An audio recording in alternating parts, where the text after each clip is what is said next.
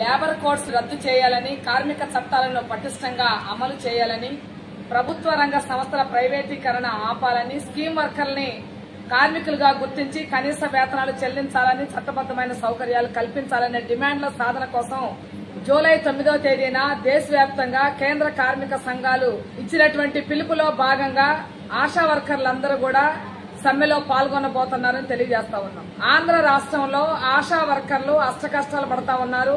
గత 6 ఏళ్లుగా వేతనాలు పెరగలేదు.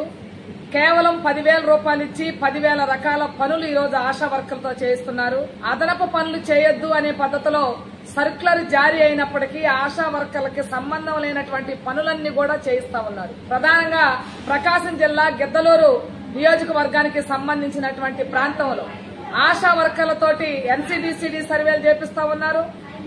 పిహెచ్సీలు, సబ్ సెంటర్స్ క్లీనింగ్ చేయించే పని చేస్తున్నారు. కళ్ల పరీక్షలు వాళ్లతోనే తెప్పించే పని చేస్తున్నారు. ఏఎన్సీలు లేకుండానే ఏఎన్సీలు టార్గెట్లు ఇచ్చి ఏఎన్సీలు తీసుకురాకపోతే మిమ్మల్ని ఉద్యోగాల నుంచి తొలగిస్తామనే పద్ధతిలో బెదిరించే పని చేస్తా ఉన్నారు. పనికి సంబంధించి చేయలేదు, చేయట్లేదు, చెయ్యండి అని చెప్పడం ఒక భాగం. కానీ ఏఎన్సీలు అంటే గర్భవతులుగా ఉన్నటువంటి వాళ్ళు ఎవరైతే ఉంటారో వాళ్ళని తీసుకురావాలి చెకప్ల కోసం. అసలు గర్భవతులే లేకపోతే ఎవరిని తీసుకురావాలి? ఎలాగో అలాగో తీసుకురమ్మనే పద్ధతిలో ఈ రోజు అధికారులు చెప్తా ఉన్నారు. అదేమంటే మిమ్మల్ని తొలగిస్తామనే పద్ధతిలో బెదిరిస్తా ఉన్నారు. ఇది ఎక్కడ న్యాయం అని అడుగుతా ఉన్నాం. కనీసం ఆ పిహెచ్సీలో ఉండేటటువంటి అధికారులకి కనీసం ఇంగిత జ్ఞానం ఉంటే గర్భవతిగా ఉండమని తెమ్మంటంలో న్యాయం ఉంది. ఏదో ఒకరొకళ్ళని తెమ్మంటే ముసలాళ్ళని తీసుకెళ్లి కూర్చోబెట్టాలనా గర్భవతులని? మీరే ఎలాగోలాగో తీసుకురమ్మని చెప్పడం అనేది దుర్మార్గం. ఈ పేరుతో ఆశా వర్కర్లు వేధించేటటువంటి పని ఆపకపోతే తగిన మూల్యం చెల్లించుకోక తప్పదని కూడా తెలియజేస్తా ఉన్నాం. అలాగే ఆశా వర్కర్లకి ఒప్పంద జీవోలు ఇప్పటి వరకు విడుదల చేయలేదు. సెలవులకు సంబంధించి, మెటర్నిటీ లీవ్ కు సంబంధించి, మెడికల్ లీవ్ కు సంబంధించి, క్యాజువల్ లీవ్లు వీటికి సంబంధించినటువంటి ఈ రోజు కూడా జీవోలు విడుదల కాలేదు. మట్టి ఖర్చులకు సంబంధించిన జీవో విడుదల కాలేదు.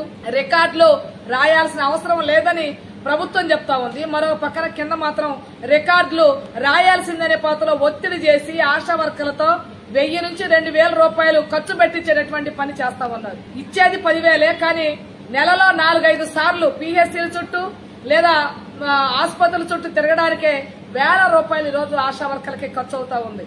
3,000 నుంచి 4,000 ఖర్చు అవుతా ఉంది. ఒక పక్కన ధరలు విపరీతంగా పెరిగినాయి. పెరిగిన ధరలతో పోల్చుకుంటే ఆశా వర్కర్లకు ఇస్తున్న జీతానికి, చేయించుకుంటున్న పనికి సంబంధం లేకుండా ఉంది. అందుకని ఆశా వర్కర్లకి కనీస వేతనాలు చెల్లించాలని డిమాండ్ చేస్తా ఉన్నాం. ఒప్పంద జీవోలు వెంటనే ఇవ్వాలని డిమాండ్ చేస్తా ఉన్నాం.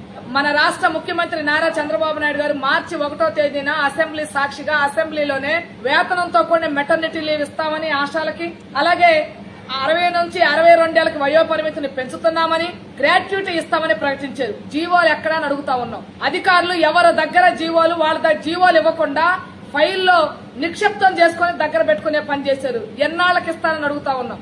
ఆశా వర్కర్లు రిటైర్మెంట్ అవుతా ఉన్నారు. వాళ్ళకి రిటైర్మెంట్ బెనిఫిట్స్ లేదు, అట్లాగే వయో పరిమితి పెంపుదల లేదు. ఆశా వర్కర్లు ప్రాణాలు కోల్పోతా ఉన్నారు. PMJJBY, PMSBY వర్తింపు చేస్తా ఉన్నారు. 50 ఏళ్లు దాటినటువంటి ఆశా వర్కర్లు 50% పైన ఉన్నారు. వాళ్ళకి యాక్సిడెంట్ అయితేనే 2 లక్షలు లేకపోతే లేదని చెప్తా ఉన్నారు. అందుకని ఏ కారణంతో చనిపోయినా 10 లక్షల రూపాయలు ఆశా వర్కర్ కి ఇవ్వాలి అనేటటువంటి వాళ్ళ కుటుంబానికి ఇవ్వాలనే పద్ధతిలో డిమాండ్ చేస్తా ఉన్నాం. ఒప్పంద జీవోలు ఇవ్వాలి. అలాగే మిగిలినటువంటి డిమాండ్స్ ఏదైతే ఉందో వేతనాలకు సంబంధించినటువంటిది ఈ డిమాండ్స్ అన్ని పరిష్కారం చేయాలి. పరిష్కారం చేయకపోతే రాబోయే కాలంలో పెద్ద ఎత్తున ఆందోళన పోరాటాలకి సిద్దమవుతామని కూడా AP Asha workers union CA2 అనుబంధ సంఘంగా హెచ్చరిక చేస్తా ఉన్నాం రాష్ట్ర ప్రభుత్వానికి. జూలై 9వ తేదీన దేశవ్యాప్తంగా జరుగుతున్నటువంటి సార్వత్రిక సమ్మెలో ఆంధ్ర రాష్ట్రంలో ఉన్నటువంటి ఆశా వర్కర్లందరూ కూడా పాల్గొని జయప్రదం చేయాలని విజ్ఞప్తి చేస్తా ఉన్నాం. K Dhanalakshmi, AP Asha workers union రాష్ట్ర ప్రధాన కార్యదర్శి.